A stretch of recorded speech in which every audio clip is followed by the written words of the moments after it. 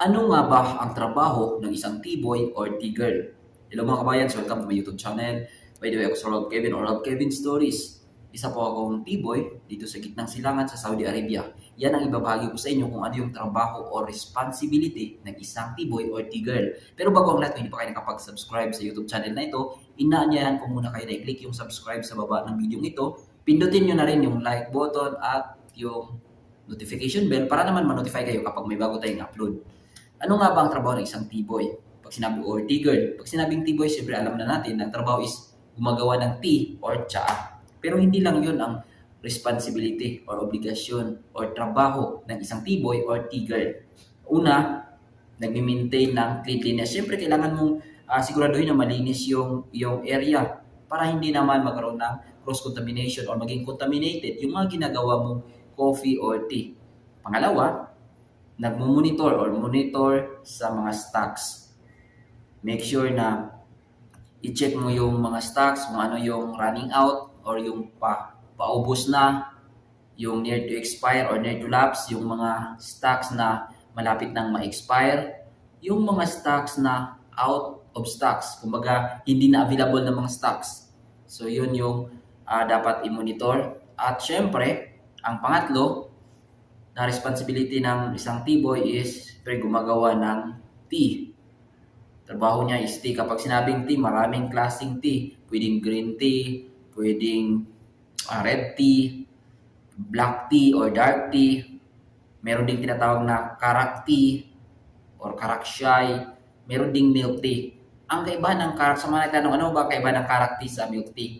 Yung milk tea is yung tea, ilagay mo sa cups, tapos lagyan mo ng boiling water at lagyan mo ng milk. At kung nagre-request na lagyan ng sukal, syempre lagyan ng asukal. So yun na yung milk tea.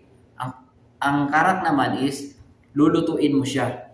I-open mo yung bag ng tea, lagay mo siya sa kettle, lagyan mo ng gatas. Kung kailangan ng asukal, lagyan ng asukal hanggang sa kumulo. So isasalain kapag kumulo na, ilagay sa paper cup or baso at sasalain, huwag isama yung kanyang sapal. So yun na yung karak tea. At kapag sinabing T-boy or T-girl, hindi lang naman focus sa paggawa ng tea. Para ka rin barista kasi may mga coffee din na gagawin mo like cappuccino, espresso, latte, macchiato, Spanish latte, French coffee, ano pa ba?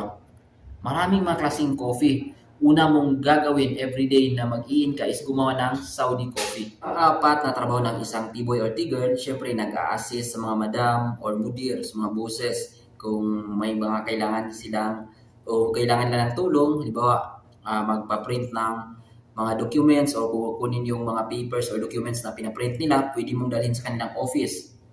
Panglima, nag-a-assist ng mga guests. Pwedeng utusin kanila na susunduin mo yung guest dun sa kanilang parking area para dalhin sa office. Pwede ring i-assist mo yung guest na dumating papunta dun sa hinahanap nilang office or halimbawa may hinahanap silang madam or boss. So, kailangan mong i-assist yung guest. At panghuli, syempre, kailangan mong mag-prepare lalo na kapag merong meeting. So, kailangan mong isiguraduhin na available lahat ng mga stocks. Una, syempre, kailangan mo every office, lagyan mo na ng yung table nila, lagyan mo ng tubig.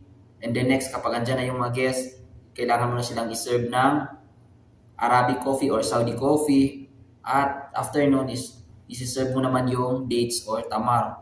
Pagkatapos nun, mga 5 minutes or 3 minutes, babalikan mo yung mga guests, itatanong mo sa kanila kung anong coffee nila or anong gusto nilang inumin. So yun na po yung trabaho ng isang T-boy or T-girl. So kung may mga katanungan kayo, pwede kayong mag-comment dito sa baba sa video ito. At ayun, thank you.